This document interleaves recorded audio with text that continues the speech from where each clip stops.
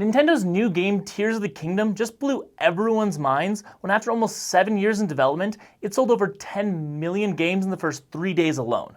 That's more than Skyrim and all of the Call of Duty games sold in their first month respectively. So this crazy success got me wondering, why is Nintendo so successful? Nintendo is one of the strangest companies in the video game space when you think about it.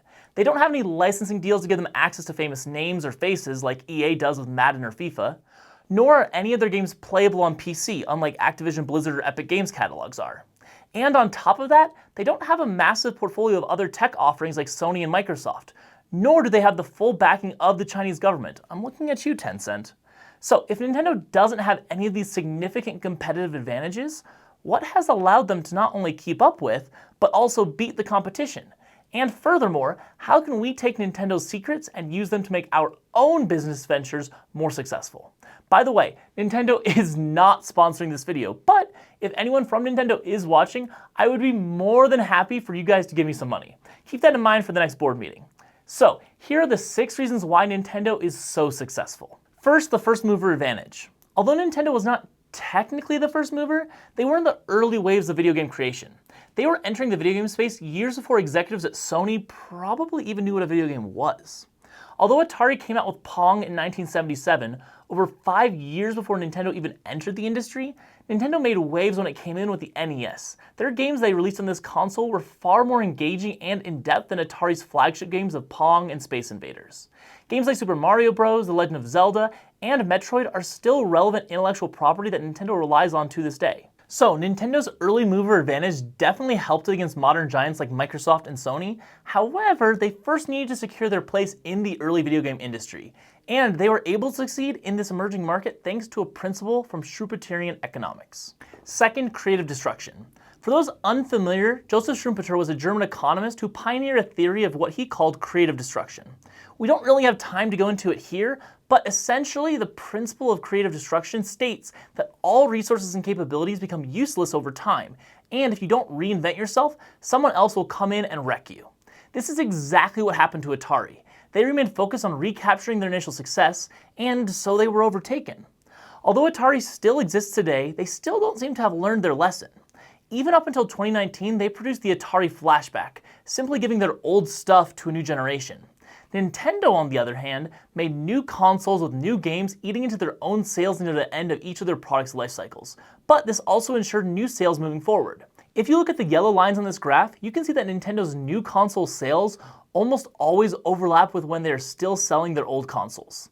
This actually brings us to the next point, which is number 3, console sales and exclusive content. The majority of video game creators make their games for PC and/or any console that will take their game. Nintendo, once again, is a bit different here. If you want to play Smash Bros. Or Wii Sports, you must buy the corresponding Nintendo console. This gives Nintendo a 2-for-1 punch that incentivizes the purchase of one of their consoles to play one game, and once you have the console for said game, this then leads people to buy more games from Nintendo. This would be considered a bundling strategy or a virtuous cycle depending on the exact implementation. I've personally seen this strategy work firsthand. I bought a Switch mainly because I like Smash Bros. And I wanted to play it, and that was the only game I had from them for a long time. And then during the pandemic, I got COVID, so because I had the console, I bought one of the Fire Emblem games to keep myself entertained. Had I not gotten into the ecosystem through their iconic Smash Bros., I probably would have never purchased Fire Emblem or any of their other games. But before we continue with some of Nintendo's biggest reasons for success, if you're enjoying this video thus far, consider clicking that little like button.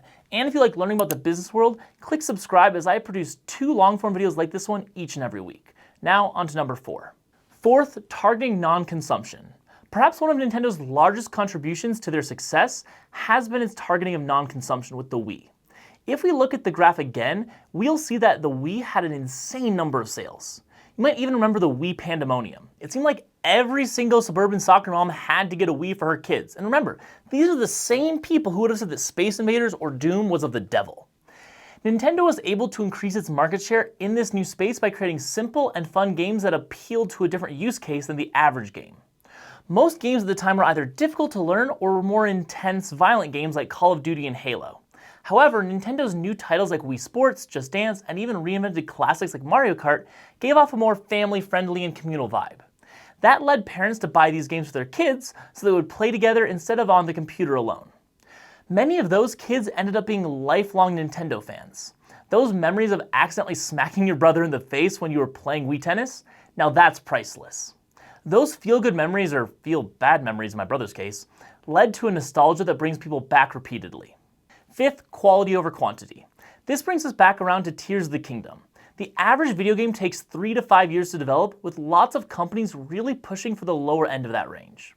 For example, Jedi Survivor, the sequel to Jedi Fallen Order, was completed in just 3 years by developer Respawn. Other games like Madden, FIFA, and pretty much any sports game have to be developed in under a year to be ready for the next season. Now, whether those games really deserve to be considered something that EA developed is up to you. But Nintendo again goes about things entirely differently, and Tears of the Kingdom is great evidence of that.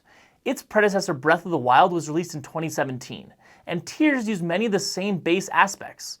So depending on your definition of development, Tears took somewhere between 6 and 12 years to create, because Breath of the Wild also took about 6 years to develop. So on the short end, Tears took twice as long to develop as Jedi Survivor. Of course, there's a lot more to do in Tears than Jedi Survivor, but that's exactly the point. Nintendo routinely packs more into its games than other developers, even when that prevents them from selling as many different titles as maybe they would like. The game I bought while I was sick, Fire Emblem Three Houses, could have easily been packaged as 3 separate games, costing the consumers over $60 each, yet they made it one game. These decisions to give customers more bang for their buck, the racket that is Nintendo Online notwithstanding, is part of what has made Nintendo's fans so loyal.